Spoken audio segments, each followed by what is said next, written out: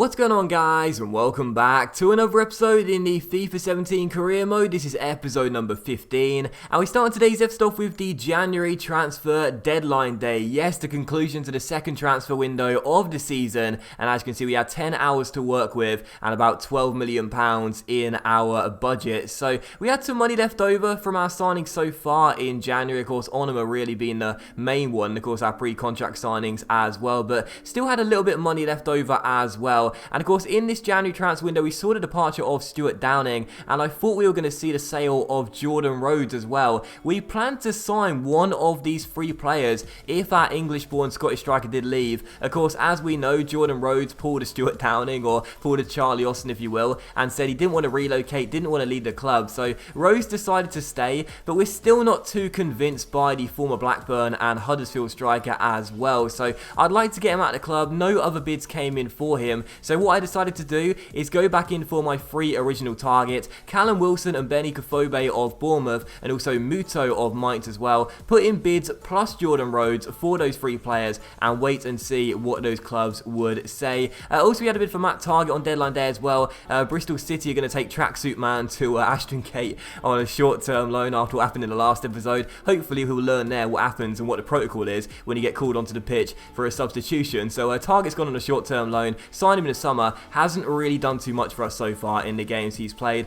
Still, following that though, we did see the three clubs come back to us. Bournemouth rejected one bid and accepted one bid, and also Mainz accepted our bid for Muto as well. So we put in a contract for Muto first, the Japanese striker, 76 overall, 24 years old. That was £5 million plus Jordan Rhodes. Bournemouth accepted our £5.5 million bid plus Rhodes for Callum Wilson, so you also offer him a contract as well. But as for Benny Kofobe, they rejected that bid, which I think was 6 or possibly £6.5 million plus Jordan Rhodes. So I thought, you know what, forget all about it. We're not going to go back in for a Fobe. We'll just try and convince either Muto or Wilson to sign. As you can see, Muto declined his contract. He did not want to relocate. Players nowadays just don't want to leave, do they? And Callum Wilson, as you can see, did accept his contract though. So as you can see, I thought, forget about Muto. He declined our first contract. Not going to bother offering another one. So I'll sign Callum Wilson for £5.5 million plus Jordan Rhodes. So his valuation is £6.5 million. When you include Rhodes in that bid, it gets to around £9.6 million in total, that fee. So it's a little bit of an overspend. I've never had Callum Wilson before on FIFA though, so excited to see how he plays. He's absolutely rapid and physically looks like a bit of a beast, so excited for that as well. His pace coming off the bench, I think, will be a really handy addition to us, just like with Saido Berahino right now, and hopefully as the years go on, he'll compete for a first choice striker position alongside Saido Berahino once Negredo has left the club. So that was all I would do on deadline day. And a question for you guys as well: how do you rate my transfer business so far out of 10? Let me know in the comment section down below as well. Not just the January transfer window, but the summer transfer window as well. How do you rate my business out of 10? Because I've got to be honest here, when I do career modes, and if this is the first of mine you've watched, then you wouldn't know this, but a lot of my long-term subs would. When I make transfers and I make signings, it's very rare that the players won't work out for me and be really, really poor signings. If nothing else, they'll be good squad players, or we'll sell them on for a profit. Usually though, most of my signings in the first season hit the ground running,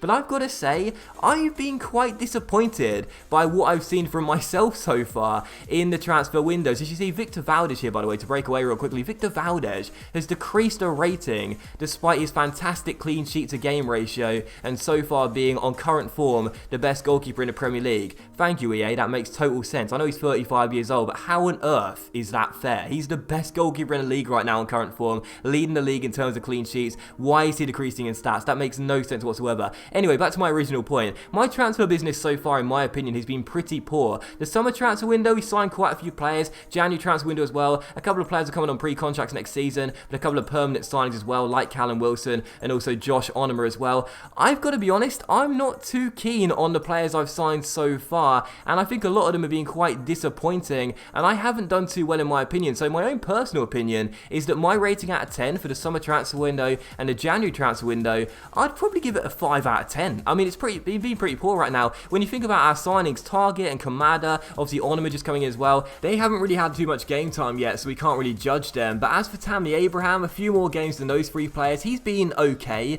Saido Berahino, I'd say, has been okay at best. And then you think about the other two signings we've made as well in the summer transfer window, Will Hughes has been bang average, and Dominic Heinz in quite a few games has been pretty disappointing. So I've got to say, you know, my own personal opinion, I want you guys to let me know what you think and what rating you give out of 10, but for me, I'd say 5 out of 10 at best, you know, maybe 4 out of 10 even. It's been very, very poor so far, and I should say, it is the first season, this is a long project with Middlesbrough. We will see improvement in these players as the years go by, and that's good, but to not see any of my new signings so far, all the ones I've made, really hit the ground running and establish themselves as a really solid investment, that's a little bit concerning for me, and hopefully it does pick up in the second half of the season. Still, deadline day did end. You saw the squad report and league table as well before coming to our first and only game of today's episode here, away at White Hart Lane to take on Spurs. There was no lineup shown as well at the start of the game, so huge apologies for that. Unfortunately, I was making a cup of tea whilst the intros were going there, so I didn't realise it at first and didn't realise it until I started editing the footage, but yeah, there's no lineup, so I do apologise for that. But anyway, as you can see, it'll be the worst possible start to this game too, because just 4 minutes in, one of our best players of the season, one of our most reliable players as well, will get an injury and be forced off the pitch by Victor Wanyama. It was a sickening challenge in from behind on Martin de Roon, our skipper, and as you can see, it eventually be forced off the pitch as we would temporarily be reduced to 10 men. So Wanyama scored at the Riverside Stadium to win that game for Spurs. I'm really not liking this guy, especially not if he's injured our captain. But anyway, we had a good chance to make it 1-0 despite the man disadvantage. Adama found Negredo inside the area, who flew in with the header, but sadly could not hit the target, and it went over the bar. Eventually, de Roon would indeed be forced off as well for Adam Clayton. Hopefully that's not a serious injury, because when we talk about our new signings not playing well this season, one player that has played really well is de Roon, one of our best players this season. I go as far as saying being our best outfield player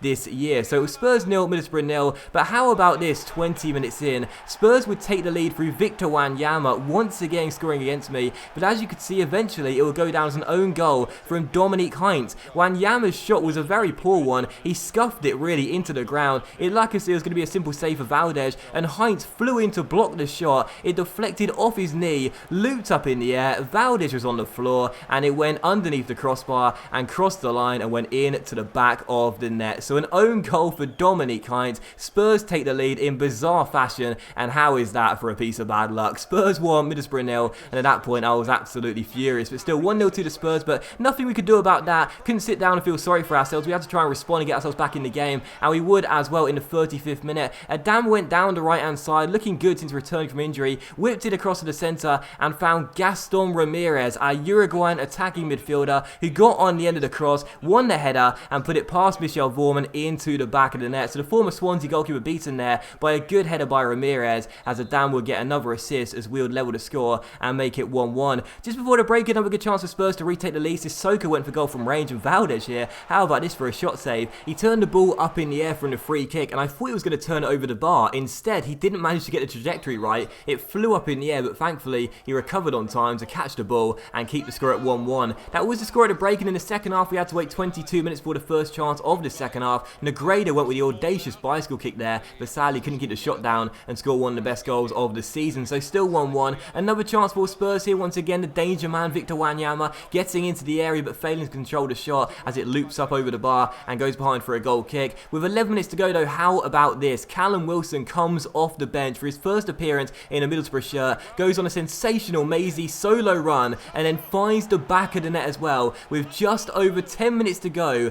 to surely win us the game at White Hart Lane, as he jumps onto the advertising hall. He didn't need to do this, and then celebrate in front of the home crowd. What a run and what an instant impact from Callum Wilson. He comes off the bench, drags it round one, then beats another, splits the defense, gets himself inside, dummies a fake shot, and then slots it into the bottom corner, cool as you like, to score his first goal for his new club on his debut just minutes after coming off the bench. A sensational solo run from Callum Wilson and a really good finish to match. And this season, of course, you guys know this, we've struggled in front of goal sometimes, not looked as clinical as we need to be really if we do want a European place. Well, I bought Wilson in on deadline day, and a few days later he scores his first goal for the club, and what a goal it was. What a way to make your mark. A fantastic solo goal as he wins us the game. So final score, Spurs 1, Middlesbrough 2. We get the 3 points. Spurs this season in the game have been quite disappointing, and we punished them here, come from behind after that terrible own goal and managed to get all 3 points. So back-to-back wins for Borough. Delighted with that, our first in quite some time as well, and great to see that despite the own goal, despite the de Roon injury, we do get the win, courtesy of Gaston Ramirez and the new man, Callum Clutch Wilson. Should I say Callum Clutch Wilson?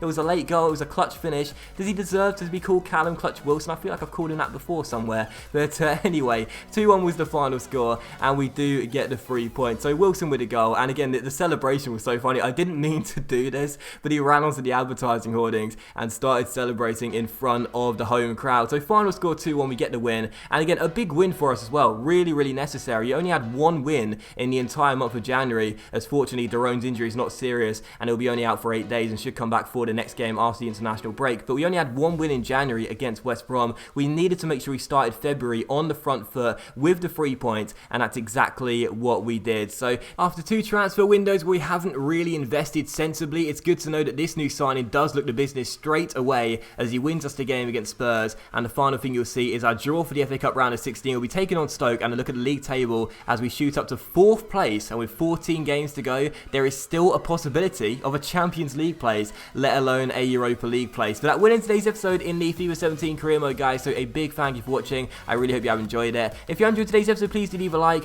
Likes, of course, much appreciated, and they really help the channel grow as well. Much love to you all. Have a fantastic day, and I'll see you for the next episode in the FIFA 17 career mode very soon.